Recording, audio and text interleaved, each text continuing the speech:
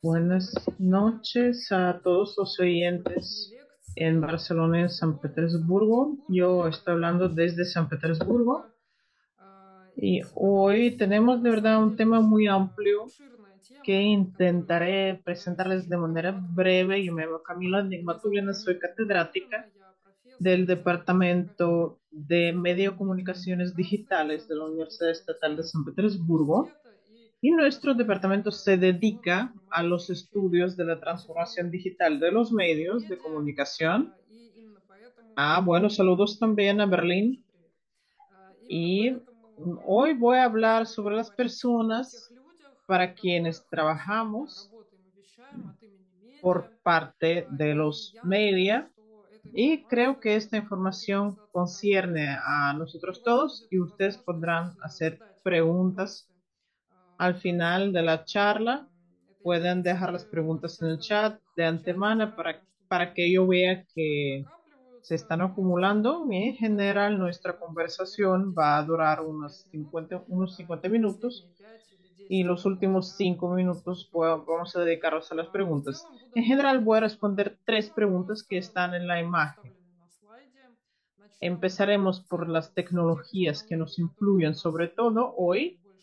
Después pasaremos a hablar de lo más interesante, según mi opinión, de cómo ha cambiado el público en los últimos 5 años. No voy a hablar simplemente de las tendencias rusas, sino las globales, porque nos parecemos en este sentido a nuestros compañeros extranjeros. Y para los que trabajan en los media, voy a hablar también de lo que tenemos que tener en cuenta hoy, pero si usted no es periodista o relaciones públicas o algo así, de todas maneras estoy seguro de que esta información les va a servir en esta vida.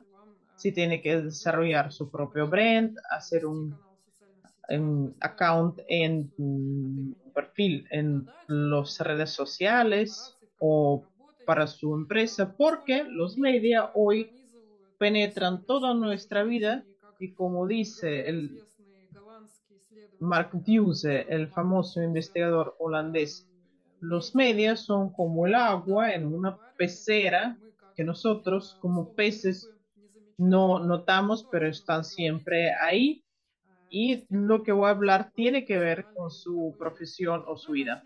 Vamos a ver con lo primero, cómo las tecnologías influyen en nuestra vida. Nuestra vida se está transformando, se vuelve cada vez más rápida, el tiempo se acelera, si ustedes lo notan en sus vidas. Nos faltan otras 24 horas para vivir bien y los científicos dicen que muchos años, millones de años después, un día y la noche van a ser más largos, pero hoy no. Entonces, ¿cuál es el problema? Las tecnologías sí influyen, pero ¿cómo podemos comprobarlo con la vida de la sociedad? Aquí hay 3 enfoques con los cuales podemos interpretar estos cambios tecnológicos.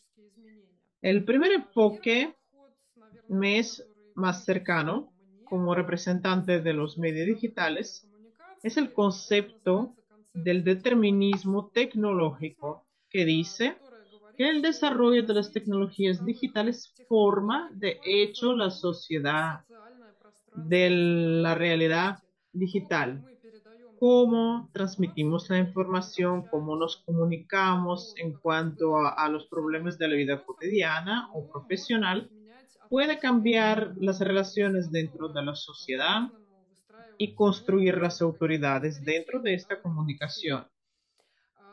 Según el determinismo tecnológico, las tecnologías determinan el desarrollo de la sociedad, por ejemplo, la aceleración que acabo de mencionar, influye en cómo trabajamos, producimos, y por otro lado percibimos el tiempo que fluye, nos percibimos a nosotros mismos e intentamos definir prioridades y horizontes de planeamiento.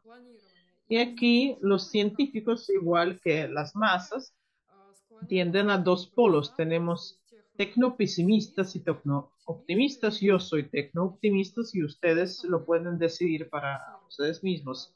Si el futuro los asusta o que las tecnologías les sirvan.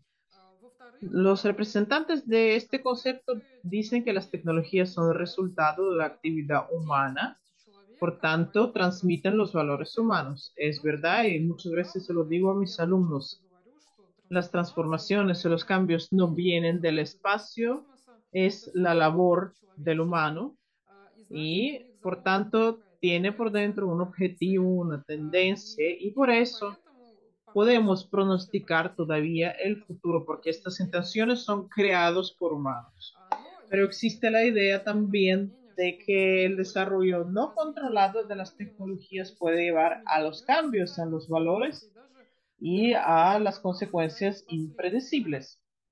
No solamente los representantes del concepto del determinismo tecnológico piensan en estas consecuencias, sino también los de neomarxismo. Piensan en cuestiones como la desigualdad posible, la separación, la división. Existen los términos como el capitalismo digital, cuando la propiedad y el capital se traslada al mundo virtual y viaja según leyes y pertenece o no pertenece a personas o grupos dentro del mundo virtual, es el concepto, la desigualdad digital, que dice que todos tenemos un nivel de acceso diferente a los bienes digitales y las posibilidades de implementar estos bienes para nuestro provecho y bienestar. Existe también el término del controlador, del capitalismo controlador o vigilante, donde vemos la redistribución de los bienes digitales. Y con esto, la sociedad digital se vuelve cada vez más transparente. Tenemos muchísimos datos que describen a las personas.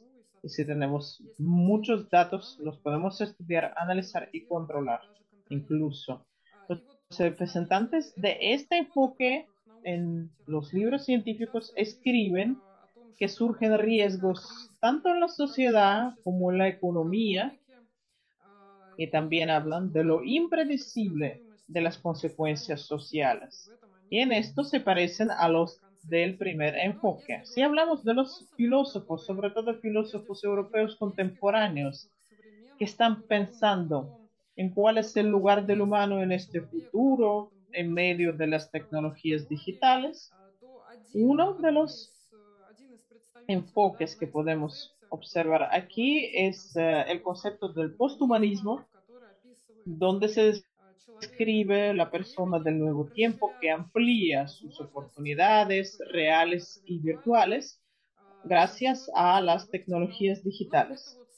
Estas son las interpretaciones más populares, digamos, pero se entiende que el pensamiento tiene varias direcciones. Estos enfoques son bien comprensibles y se parecen en que intentan definir el lugar del humano en el mundo digital, pero también son diferentes en su percepción, en su actitud hacia las tecnologías, si ven las tecnologías como la creación del pensamiento humano, o si se pueden controlar las tecnologías y su desarrollo, o al revés, en algún momento podemos perder el control y enfrentarnos a las consecuencias para las cuales no vamos a tener ninguna palanca. Si desarrollamos estos pensamientos, estas ideas y discutimos sobre el mundo de los media, al que pertenezco más que al mundo de la filosofía, también existen sus conceptos populares y a lo mejor en la pantalla ya reconocen algunos de estos enfoques, un poco más complicados de lo que parecen si juzgamos por sus nombres. Por ejemplo, burbujas informacionales, filter bubbles en inglés. Se habló por la primera vez de esto en 2011. Eli Pariser, el activista del Internet, que publicó un trabajo sobre este tema que se llamaba ¿Qué es lo que esconde Internet de nosotros?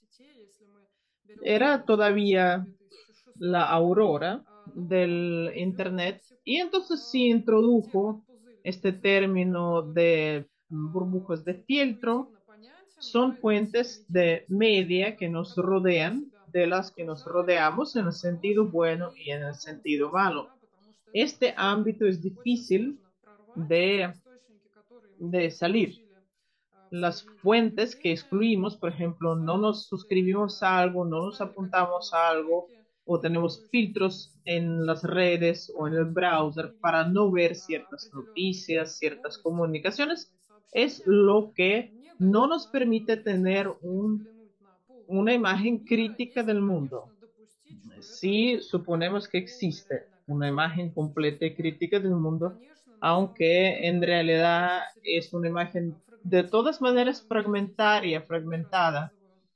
Aquí no voy a hablar de la teoría del framing, que algunos de ustedes conocerán, pero volviendo a las burbujas, la idea es simple, es que un humano se pone a sí mismo en un marco de información y se priva de salir de la zona del confort porque una persona que limita su consumo de información ahorra las energías, ahorra los esfuerzos de su cerebro para interpretar críticamente otras fuentes. Y cualquier complicación para nuestro cerebro es un obstáculo y no le interesa el obstáculo porque va a gastar sus fuerzas. Otro concepto que es parecido a las burbujas son las cámaras del eco.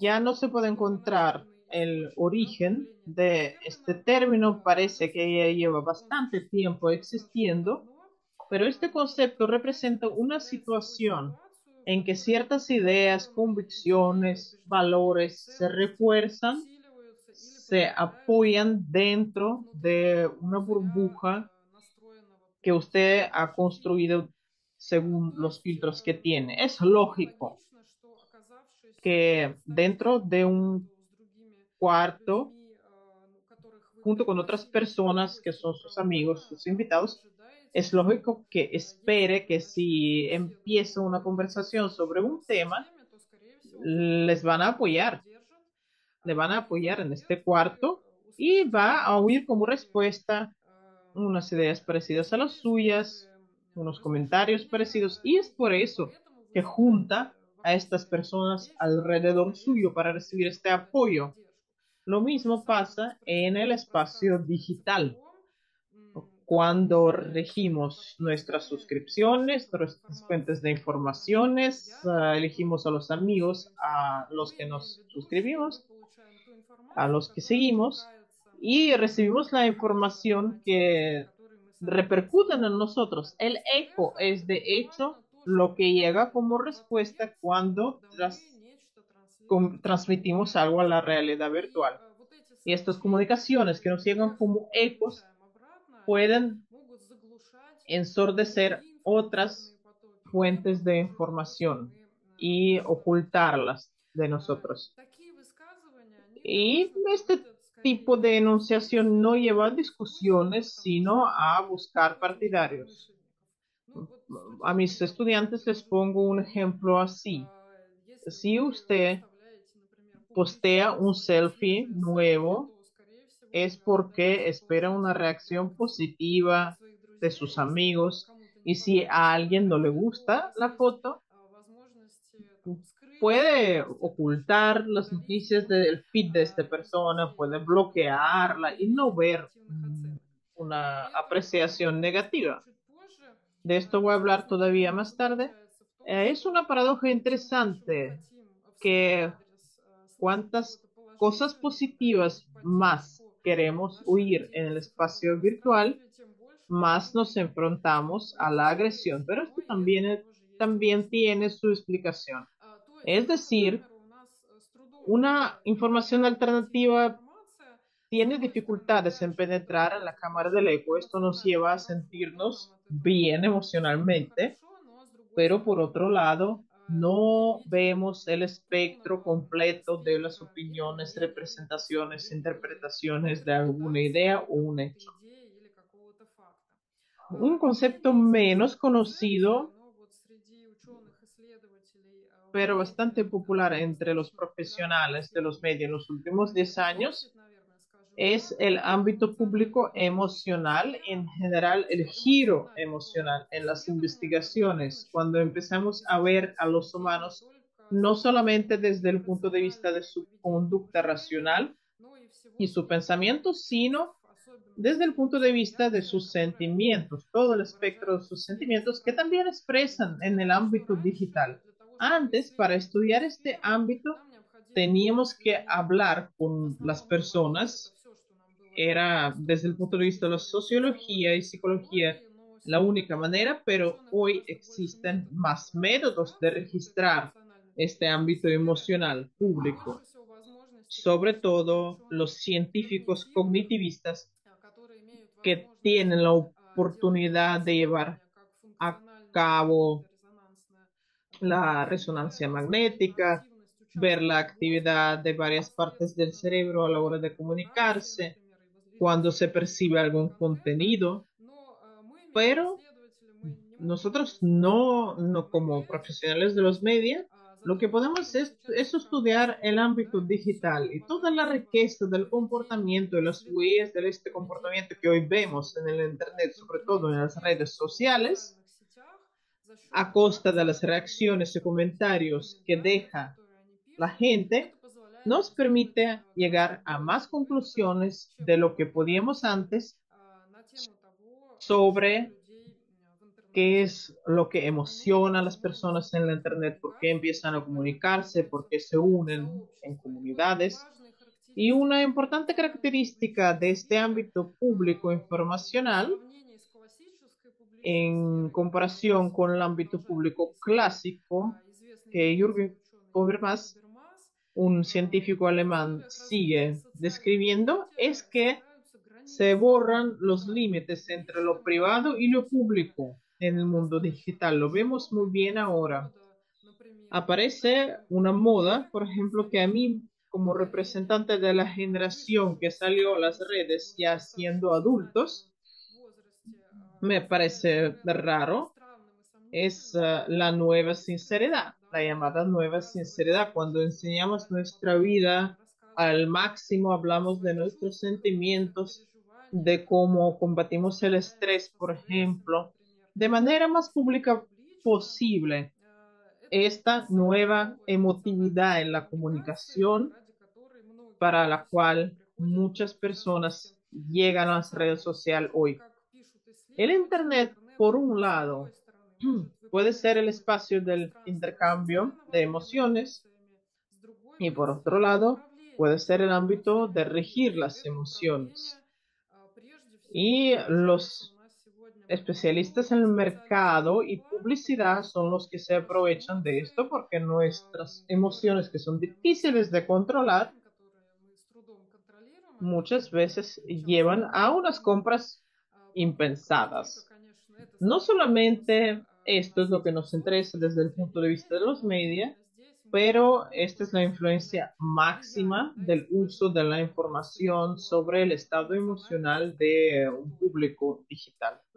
Volviendo a las tecnologías digitales, todos los científicos que hablan de la cuarta revolución industrial, la llamada industria 4.0, dan una lista más o menos misma que ven en la imagen. Algo se puede añadir, pero estas son las cosas clave de los que habla todo el mundo.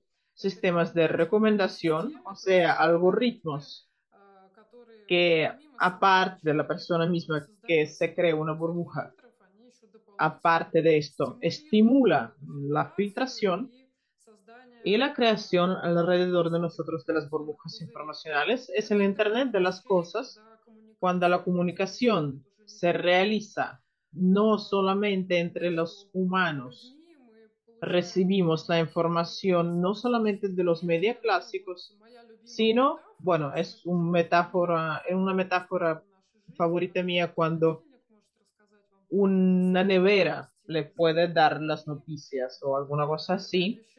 Esto es el Internet de las cosas y se desarrolla muy bien ahora. Los cálculos de nube son operaciones que no dependen de, de los servidores o cables físicos. Podemos llevar a cabo operaciones muy complicadas gracias a las nubes virtuales. Es la realidad aumentada o mixta, una de las tecnologías más discutidas porque sigue siendo una de las más caras y vemos que la industria que produce las gafas de realidad virtual o algunos dispositivos así que nos permiten aumentar la realidad o como Google Glass, por ejemplo, no tienen tanta demanda porque siguen siendo muy caros. Y los dos últimos puntos, aquí todo el mundo creo que estará de acuerdo, estos son categorías dominantes hoy que provocan más interés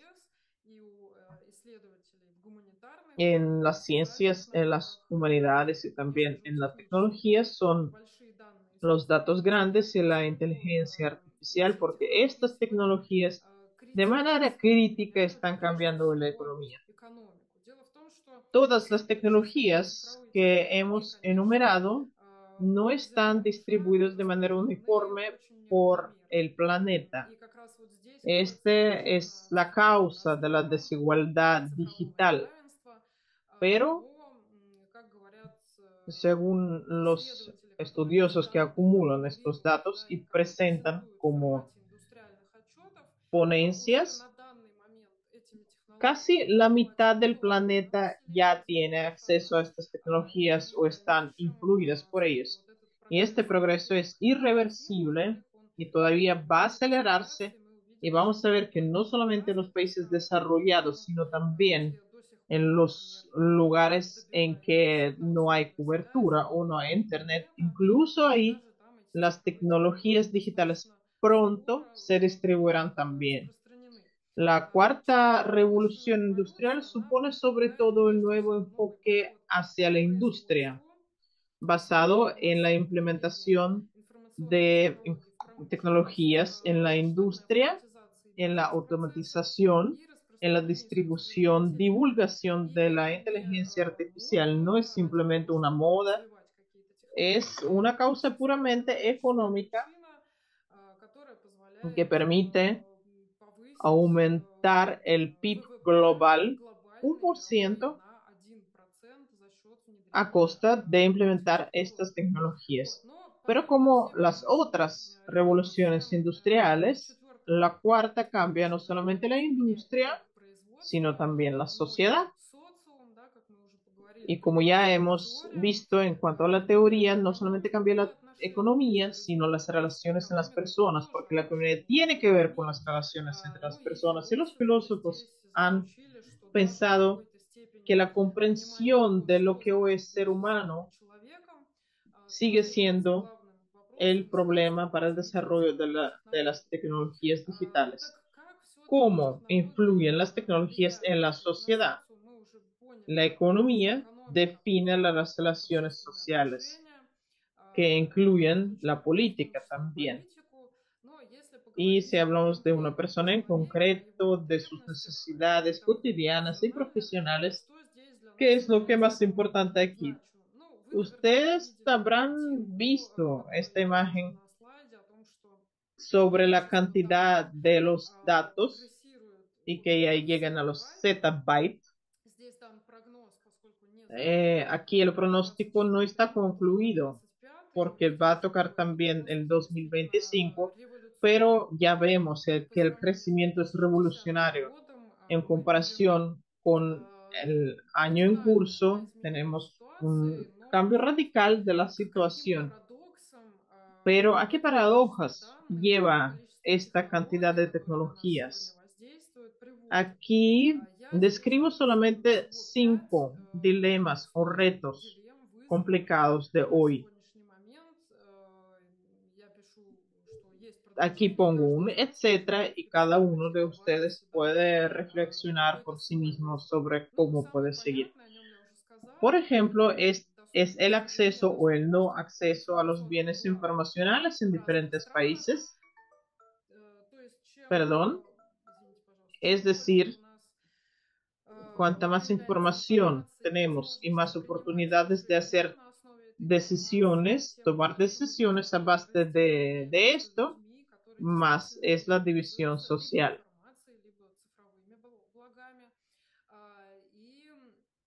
entre los que tienen o no tienen acceso a los bienes de información. El segundo reto es también interesante. Ya hemos hablado de la aceleración, de que se nos hacen pocas las 24 horas, pero también reducimos los gastos de tiempo por la tecnología.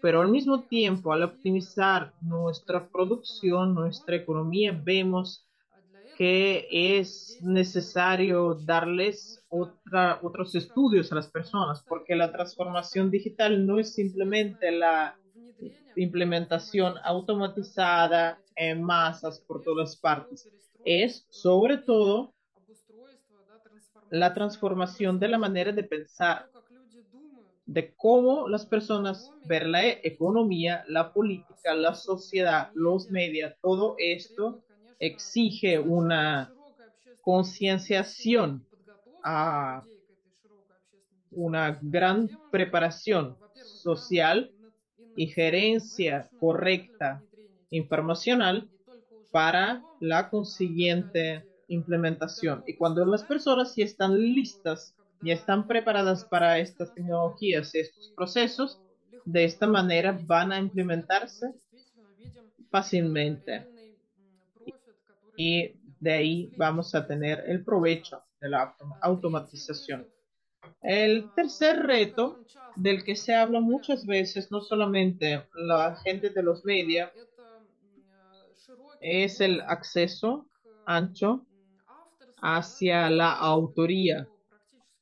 Es decir, cada persona que tiene un perfil en las redes sociales puede crear un contenido, no solamente por placer, sino para realizar unos objetivos económicos. Y todas estas personas pueden enfrentar problemas relacionados con los derechos intelectuales, porque todo esto es producto y no todos los autores tienen las competencias para entender qué derechos y qué responsabilidad, sobre todo, tienen como autores. Nosotros, periodistas profesionales, comunicadores profesionales, cuando nos hacen preguntas cuál es la diferencia entre periodista profesional y blogger, siempre respondemos que, sobre todo por la conciencia de su propia responsabilidad y las normas éticas. El cuarto reto está relacionado con el anterior. Como tenemos muchos autores que entre los no profesionales no solamente están los bloggers, sino cualquier instituto que entra en los medios digitales, el Estado, el negocio, no importa. Para nosotros no son comunicadores profesionales, no son representantes de la industria de los medios que realizan esta actividad profesionalmente. Entonces pueden enfrentar que la información que producen, que divulgan, puede ser de baja calidad. Otro reto interesante, como estoy hablando por parte de la universidad y también durante el año del aniversario 300 de nuestra universidad, no puedo sino hablar de la influencia de las tecnologías en la educación. La educación es más accesible, se ha vuelto un bien de masas precisamente en el ámbito digital. Y cuando nacían los cursos digitales Massive Online Open Courses de este tipo, éramos muy optimistas, pero cada vez más se habla de que esto puede llevar a la reducción de la calidad de la ciencia, porque la educación masiva sí que reduce el umbral de la entrada y el umbral de las exigencias a las personas que se dedican a la docencia. Es un problema aparte y yo no voy a pararme en esto ahora.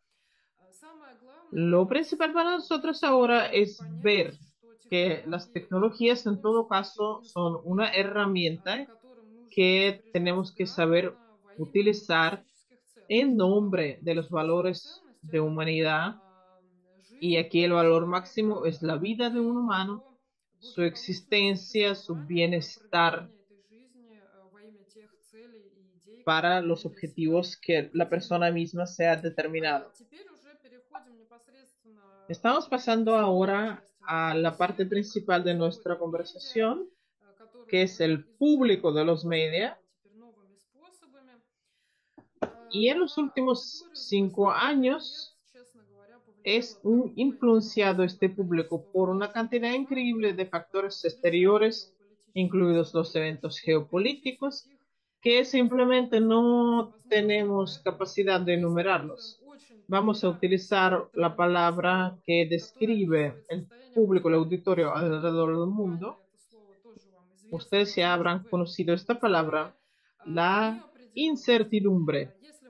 Si queremos elegir una palabra para hablar de, de nuestro público, es la confusión, la incertidumbre, el futuro es impredecible y si hablamos de las cosas concretas que vemos como estudiosos de los medios, serán las características siguientes.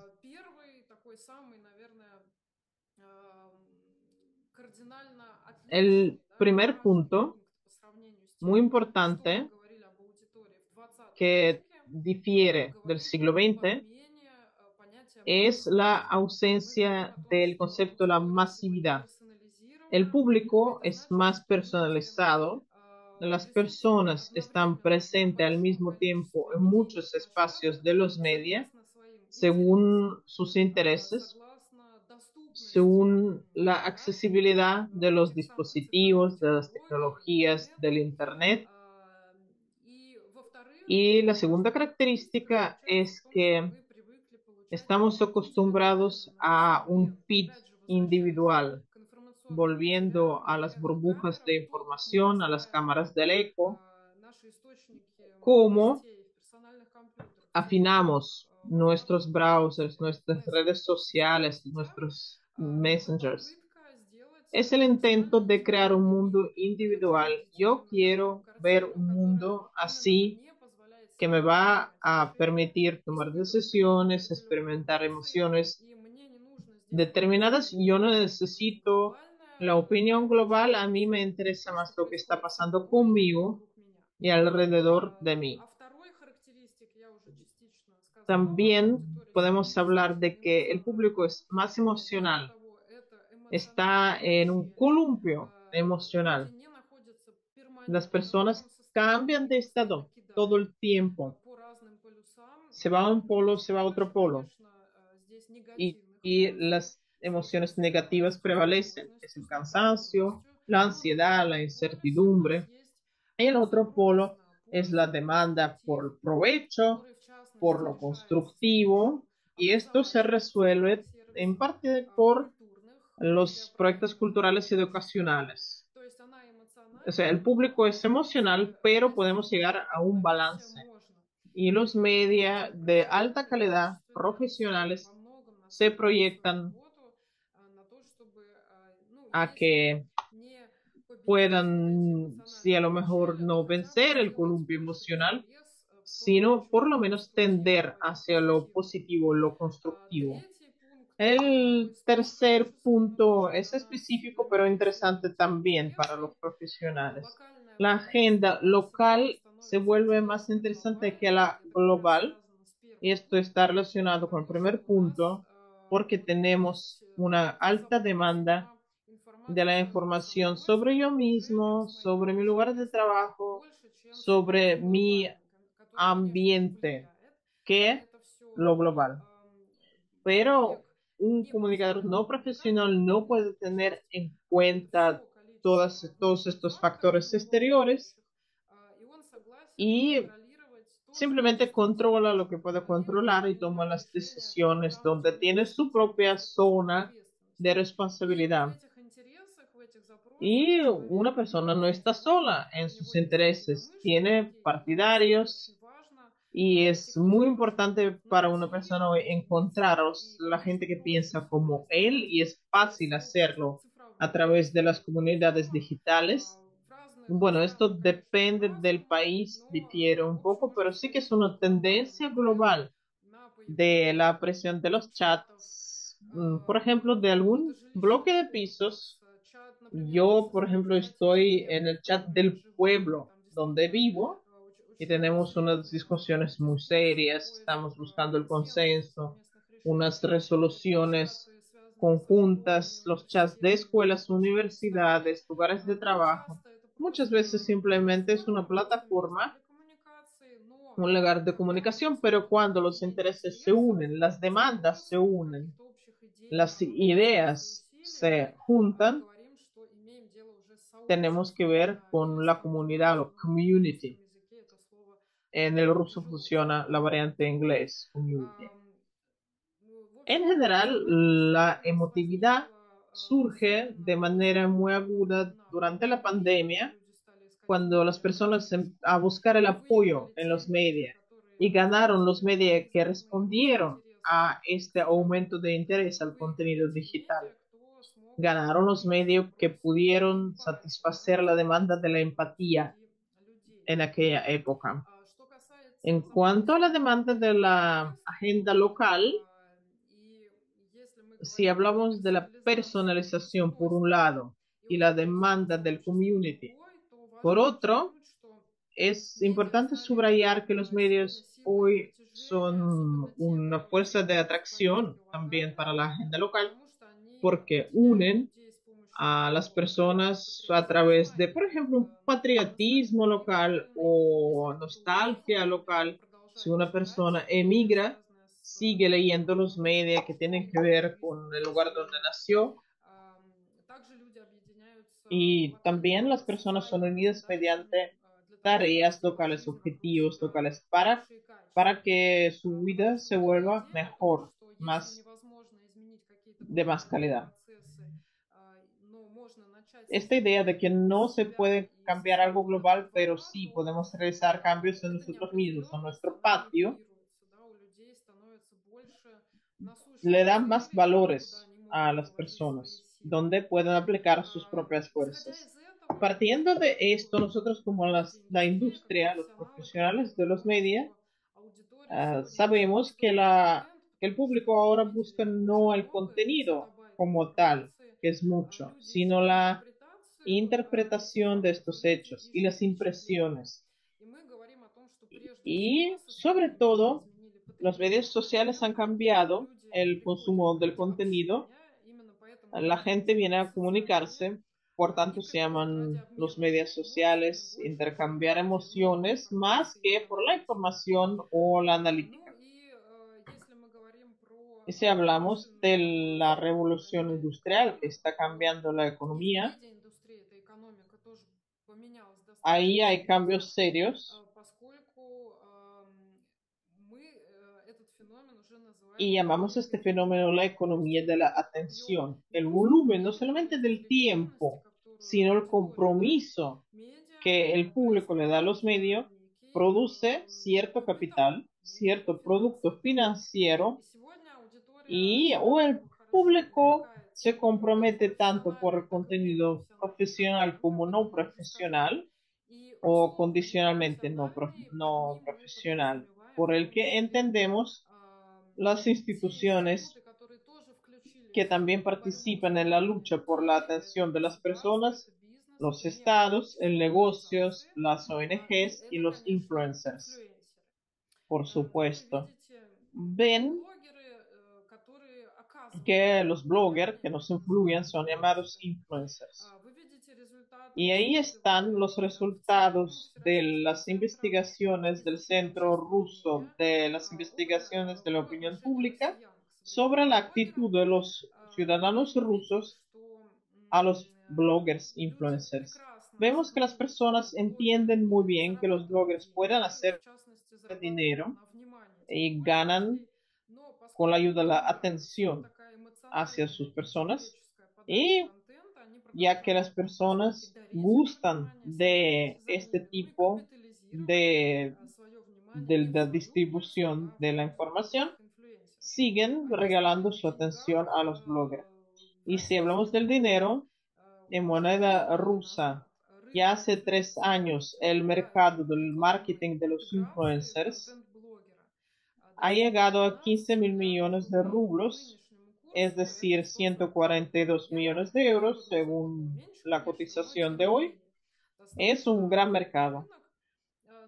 Y como ejemplo, MrBeast, uno de los bloggers más importantes del mundo de hoy, que es seguido en todo el mundo,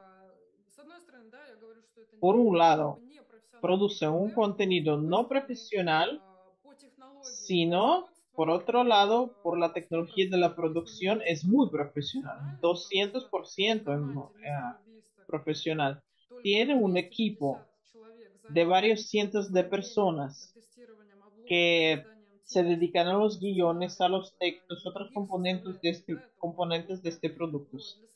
Y para comparar, los bloggers top rusos no tienen casi nunca más de 50 personas de equipo.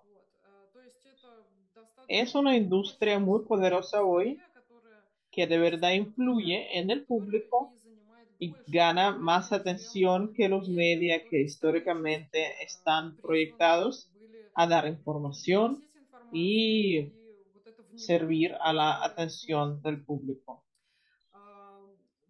Ya he hablado de que creando y estando dentro de nuestras cámaras del eco, esperamos oír unas opiniones parecidas a las nuestras y recibir apoyo, pero muchas veces recibimos agresión y emociones negativas. Y esto está relacionado con el hecho de que los agresores originariamente tenían buenas intenciones. Según una encuesta, la mayoría de los haters o los agresores simplemente quería avisar, poner aviso a las personas o recuperar la justicia, pero muchas veces entendemos que también las personas quieren llamar la atención y esto tiene sus causas.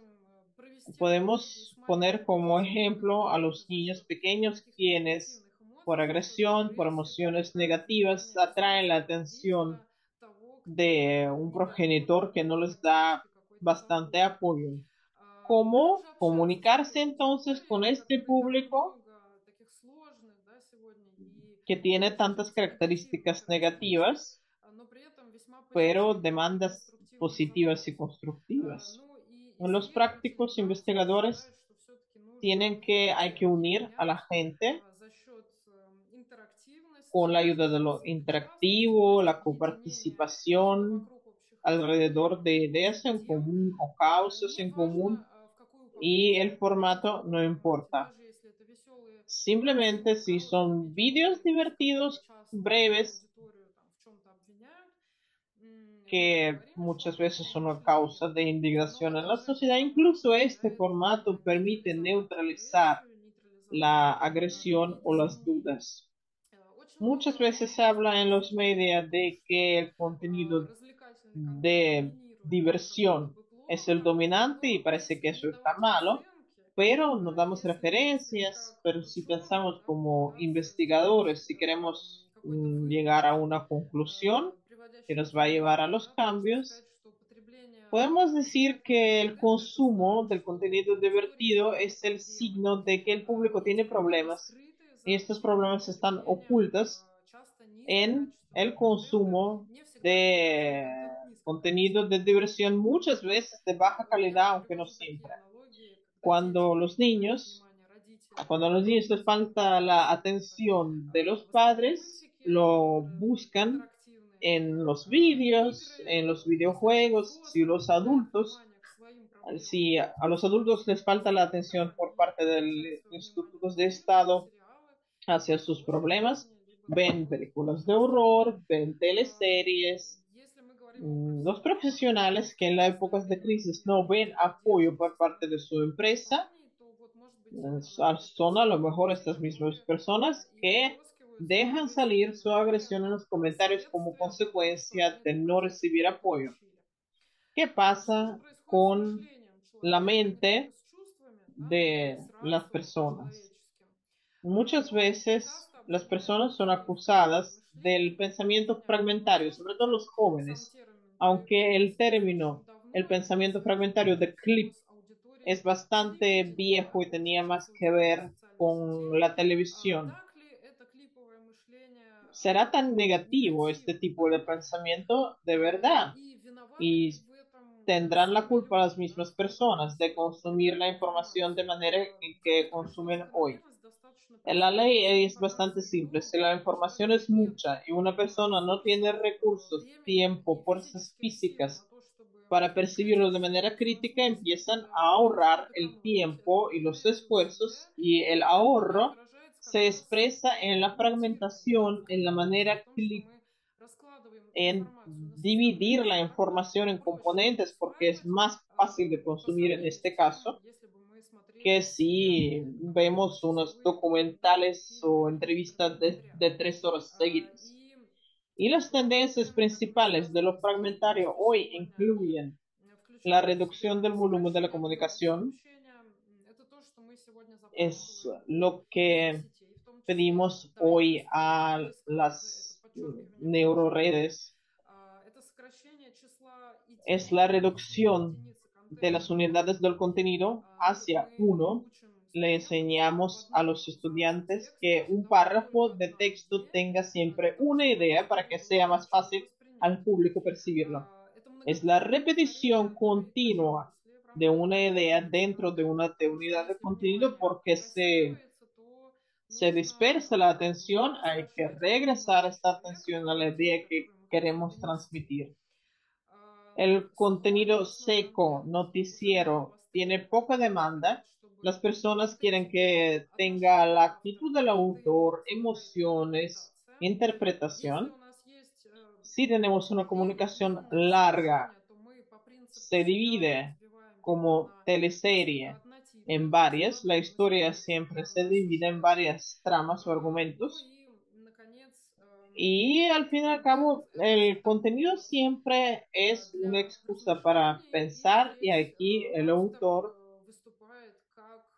sirve como ayudante, movilizador, catalizador, que empuja al público a reflexionar. Y la ventaja principal de este tipo de pensamiento es que protege nuestro cerebro de sobrecarga, pero también existen otras ventajas.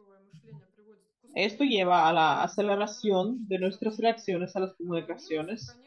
Las desventajas son más, tienen que ver con la baja concentración de la atención, dificultades para percibir la información, al sometimiento a las manipulaciones y sobre todo la reducción de la empatía, de la capacidad de sentir compasión a otras personas cuando vemos mucho contenido agresivo, negativo, no necesariamente humillante, pero que sí reduce nuestro sentimiento y compasión hasta hacia otra persona. Y la conclusión de nuestra conversación de hoy es qué tienen que hacer los media y qué intentos realizan los media trabajando con el público. Desde el punto de vista profesional tenemos 4 tareas. La primera es menos importante, es atraer a los nuevos seguidores. Ya casi no les interesa mucho a las personas de los medios porque la atención ya está divulgado más o menos uniforme entre las plataformas. Es difícil atraer a las personas nuevas, pero también es difícil mantener a los seguidores que ya se tienen. Es difícil hacer que reaccionen, que comenten. Y también una cosa específica es la profilaxis de los rechazos de las personas que de manera casual llegan a un media y es una gran tarea mantenerlos ahí, se ha negado de manera casual. Otro objetivo en el mundo donde las tecnologías digitales influyen en la sociedad es formar la confianza. Y aquí en la imagen ven las estadísticas nuevas sobre a quiénes, a qué media le tienen confianza en los rusos y es bastante conservadora esta atención. Los sociólogos también confirman que existe esta paradoja. Las personas dan más atención, más y más atención a los medios digitales, pero en cuanto al nivel de la confianza, no es tan estable en comparación con los medios tradicionales. Ha aparecido incluso el término la confianza digital, que es la seguridad de los usuarios, de la capacidad de las instituciones digitales de crear un mundo seguro digital, es una exigencia hacia los medios y los componentes importantes de este mundo digital son la confianza, la seguridad, la confidencialidad, la ética entre los suministradores y los consumidores. Y una idea que les propongo para pensar es que la confianza digital es la garantía de la seguridad que va a ser la base del orden social del futuro mundo intelectual. Es decir, que las relaciones humanas en el mundo digital van a ser mucho más importantes que la velocidad del desarrollo tecnológico, que pueden resolverse solamente a través del valor humano, que es la confianza. Los media hoy pueden y tienen que bajar el nivel de la tensión y la incertidumbre presente hoy. Por ejemplo, ayudar a las personas a combatir el doom scrolling cuando están viendo y viendo y viendo las noticias negativas. El síndrome de la ventaja perdida cuando se lee el feed temiendo dejar pasar algo. De la reducción de la atención y otras cosas. Ahí en la imagen ven las maneras de lucharlo.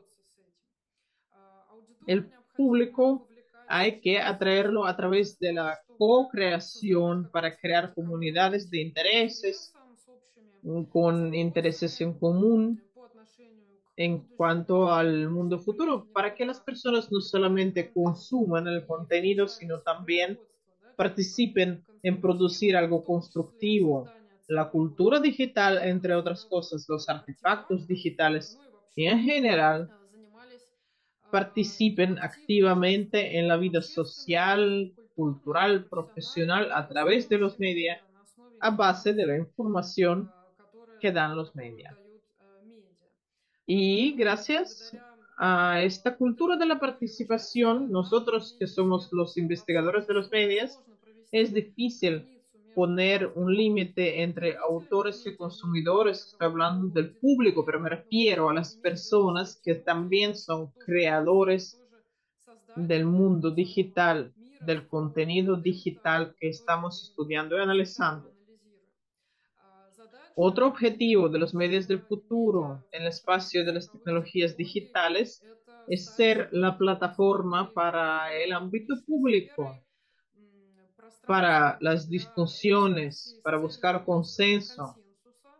Nosotros en nuestras investigaciones vemos que muchas veces este orden se viola, que tenemos una plataforma, que tenemos un espacio para discusión, para las personas que se juntan ahí, no buscan consenso, buscan salida para sus emociones, también las emociones negativas, y de ahí viene la discordia, la disonancia.